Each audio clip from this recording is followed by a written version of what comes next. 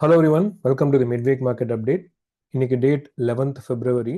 Nifty close ஆன price பார்த்தீங்கன்னா 25,940. Bank Nifty பார்த்தீங்கன்னா 60,745. இந்த வீடியோவில் Nifty bank Nifty important levels, அது கூட நிஃப்டி ஐடி, அதுக்கப்புறம் வந்து நிறைய பேர் அதர் இண்டைசஸ் எல்லாம் கேட்டதுனால ஃபர்ஸ்ட் வந்து இன்னைக்கு Nifty auto. Actually Nifty auto வந்து ஒரு முக்கியமான இடத்துல இருக்கு.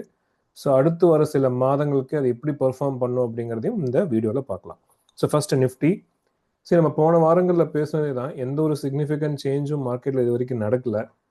இதுதான் வந்து 4th February நம்ம பேசினது.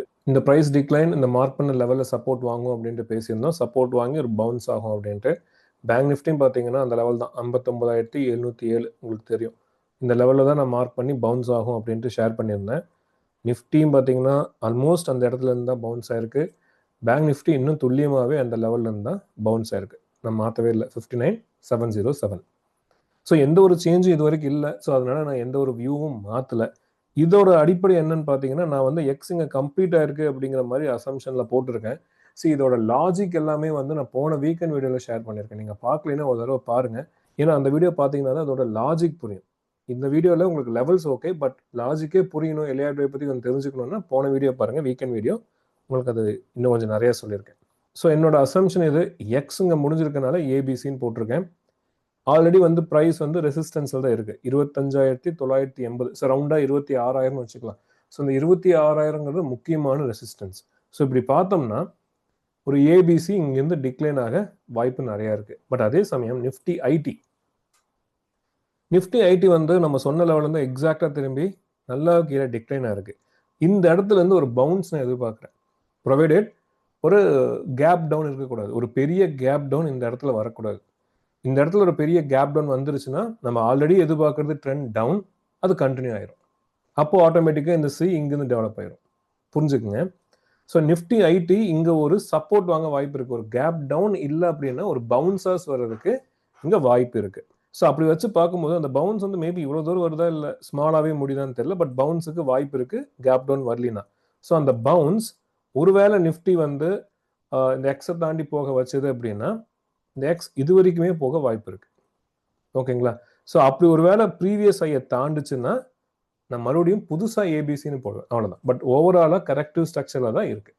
ஸோ இம்பார்ட்டன்ட் லெவல்ஸ் என்னன்னு பார்த்தீங்கன்னா, பிரைமரி வியூ படி எக்ஸ் ஆல்ரெடி கம்ப்ளீட் ஆயிடுச்சு, ஏபிசி டெவலப் ஆகணும், பி வந்து ஆல்மோஸ்ட் 26,000 தான் முக்கியமான ரெசிஸ்டன்ஸ் அங்கே வந்துருச்சு. ஸோ மோஸ்ட்லி இங்கிருந்து திரும்பறதுக்கு வாய்ப்பு அதிகம். ஒருவேளை இந்த ப்ரீவியஸ் ஹையை இந்த ஜோனை தாண்டுச்சுன்னா எக்ஸ் இது வரைக்குமே போக வாய்ப்பு இருக்கு, பட் எங்கே வேணால் முடியலாம். ஓகேங்களா? இது எக்ஸ் வேவாக தான் பார்க்கணும். அதுக்கப்புறம் ஒரு புது ஏபிசி ஆரம்பிக்கும், அவ்வளோதான் வித்தியாசமே தவிர ஒரு கரெக்டிவ் பேட்டர்ன்ஸ் தான் இன்னுமே டெவலப் ஆகிட்டு இருக்கு. ஓகேங்களா? இது வந்து நிஃப்டியில். பேங்க் நிஃப்டியில் இன்னும் கிளியராக இருக்கும், ஏன்னா நீங்கள் இவ்வளோ தூரம் கூட நிஃப்டியில் வெயிட் பண்ண தேவையில்லை. பேங்க் நிஃப்டியோட இம்பார்ட்டன்ட் லெவல்ஸ் பார்த்தீங்கன்னா ரெசிஸ்டன்ஸ் 60,913, 61,000 வச்சுக்கலாம். ஸோ 60,900லேருந்து 61,000ங்கிறது ரொம்ப ரொம்ப முக்கியமான ரெசிஸ்டன்ஸ். அங்கே ப்ரைஸ் ரிஜெக்ஷன் ஃபேஸ் பண்ணுச்சுன்னா டிக்ளைன் ஸ்டார்ட் ஆக வாய்ப்பு இருக்கு. ப்ரொவைடட் நான் இந்த எக்ஸுங்கிறது இங்கே நான் மார்க் பண்ணியிருக்கேன். இப்போ ஒருவேளை எக்ஸ் வந்து இன்னொரு ஹை போகணும்னா அந்த 62,000 வரைக்கும் ஓகே, அதுக்கு மேலே போனால் அது எக்ஸே இல்லை. ஸோ அதனால தான் நான் போன வீடியோவில் சொல்லியிருந்தேன், உங்களை நான் பார்க்கவும் சொல்கிறேன் லாஜிக் புரிஞ்சுக்கிறதுக்காக. எக்ஸ் 62,000 தாண்டிடுச்சுன்னா இந்த எக்ஸ் வியூ கிடையாது. அப்போ ஆல்டர்னேட் வியூ வந்து புல்லிஷ் வியூ எடுக்கணும், இல்லை வேற ஏதாச்சும் பேட்டர்ன் தான் எடுக்கணும். ஸோ இந்த வியூவே இன்வேலிட் ஆகும். ஸோ பேங்க் நிஃப்டி தான் இங்கே க்ளோ. ஓகேங்களா? பிரைமரி வியூ இது ஏபிசி. ஒருவேளை ப்ரைஸ் ப்ரீவியஸ் ஐ தாண்டுதுன்னா 62,100 அந்த ஜோனை தாண்டக்கூடாது, அது வரைக்கும் எக்ஸ் ஓகே. ஓகேங்களா? இப்போதைக்கு நீங்கள் முக்கியமாக பார்க்க வேண்டிய ரெசிஸ்டன்ஸ் 61,000, இது 26,000.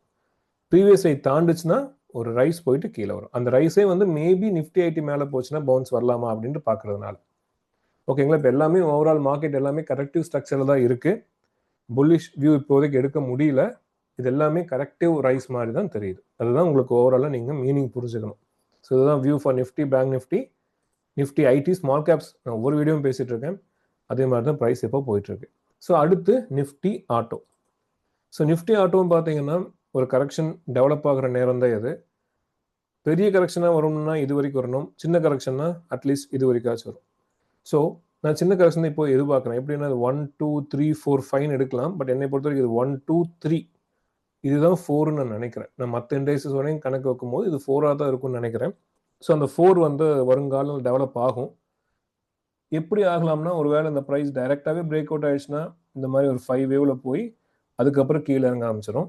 அப்படி இல்லை அப்படின்னா இந்த ப்ரைஸ் இங்கே கொஞ்ச நாள் சைட்வேஸில் போயிட்டு, ஓகேங்களா, வீக்லி சார்ட் ஞாபகம் வச்சுக்கோங்க, அதுக்கப்புறம் மேலே போய் கீழே வரலாம்.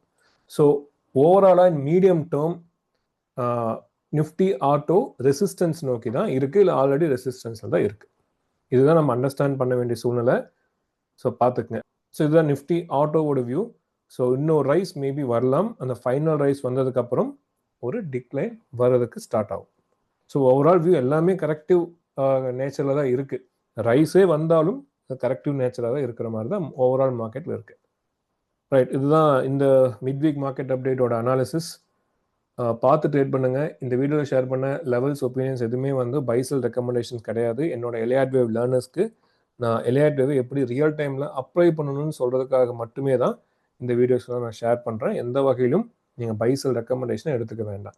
ஸோ பார்த்து ட்ரேட் பண்ணுங்கள். மீண்டும் வீக்கெண்ட் மார்க்கெட் அப்டேட்டில் உங்களை சந்திக்கிறேன். தேங்க்யூ.